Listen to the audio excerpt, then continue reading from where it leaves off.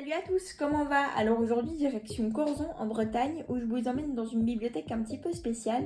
Pourquoi spéciale? Et pas parce qu'elle accueille uniquement des livres refusés par les éditeurs. Il s'agit du roman du film Le Mystère Henri Pic, écrit par David Fonicos, publié aux éditions Folio. Déjà, je sais pas vous, mais moi j'adore cette couverture. Elle me rappelle les vieux dessins animés encore dessinés au crayon, juste magnifiques. On va donc retrouver entre autres Monsieur Gouvrec, qui est le fondateur de cette bibliothèque des livres refusés, dont on ne parlera pas longtemps, Delphine, une éditrice, et Frédéric, son compagnon, qui est écrivain mais peine à se faire connaître. Un jour, pendant leurs vacances à Corzon, ils vont aller dans cette bibliothèque et trouver le livre de ce fameux Henri Pic.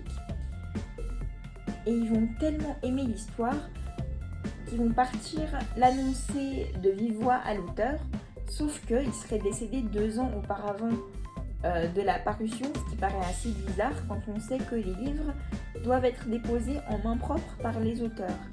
Et encore plus bizarre, il n'a jamais rien écrit d'autre que des listes pour sa pizzeria.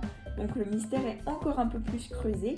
Ça finit par faire un vrai tabac médiatique jusqu'au jour où un critique littéraire va aller mener sa propre enquête pour voir si c'est bien lui l'auteur. Mais Delphine, de son côté, elle donne tout pour essayer de faire éditer ce livre, mais d'un autre côté, elle doit aussi éditer celui de Frédéric qui, du coup, se fait beaucoup moins connaître et il va peut-être y avoir un peu de jalousie dans l'air, du coup, on ne sait pas. J'ai vraiment beaucoup aimé le côté intrigue et roman de ce livre. C'est pas mon style habituel, mais j'aime bien changer un peu de temps en temps. Je sais qu'il y a aussi un film basé sur ce livre. Personnellement, je préfère toujours la version papier. On aura plus de détails et plus de temps avec les personnages, mais après, libre à chacun. Si je peux encore dire quelque chose sur ce livre, ce serait qu'il faut vraiment pas hésiter à exprimer sa plume personnelle. Si on a quelque chose à écrire et qu'on aimerait le partager, mais que ça ne plaît pas autour de nous, c'est pas grave, parce qu'on y aura mis tout notre petit monde et c'est ce qui compte.